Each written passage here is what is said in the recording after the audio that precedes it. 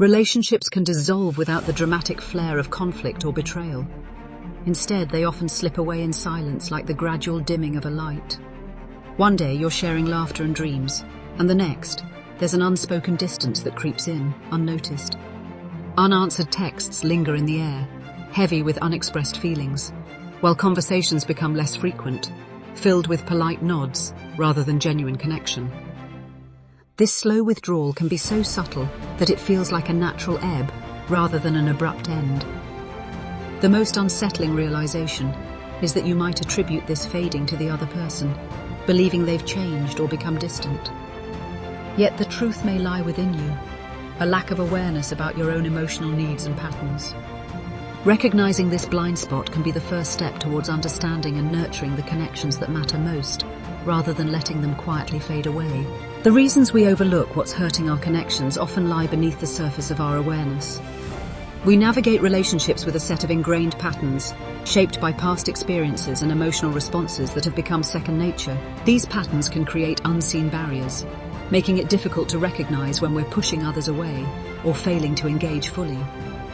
We may dismiss our reactions as mere personality traits, believing that our way of interacting is simply who we are. Yet these ingrained responses can mask deeper fears and insecurities, leading to misunderstandings and emotional distance. It's not that we intend to hurt our connections, rather we are often blind to the subtle ways our past influences our present. This disconnect can leave us feeling isolated, as we fail to see how our behaviors impact those we care about.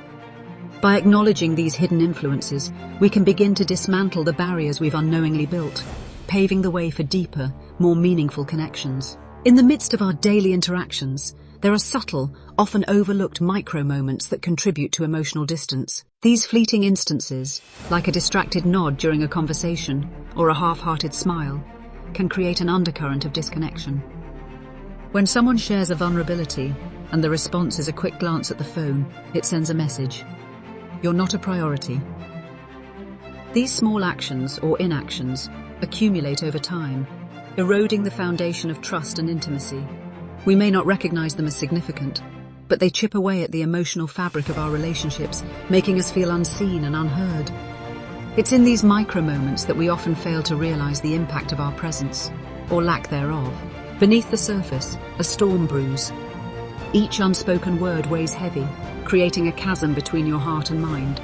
You feel the swell of emotions, a tide of confusion and fear, yet you remain silent. It's a paradox. The more you retreat, the more intense the feelings become. Anger simmers, but it's masked by a facade of calm. Sadness lingers like a shadow, whispering doubts about your worth and the validity of your emotions. You crave connection, yet the thought of vulnerability sends you spiraling. In moments of solitude, you wrestle with guilt for not being open, for not allowing others to see the real you. The pressure builds, each breath a reminder of the unexpressed. You question your own feelings. Are they justified? Are you overreacting? The internal dialogue is relentless, a cacophony of self-doubt that drowns out the voices of those who care.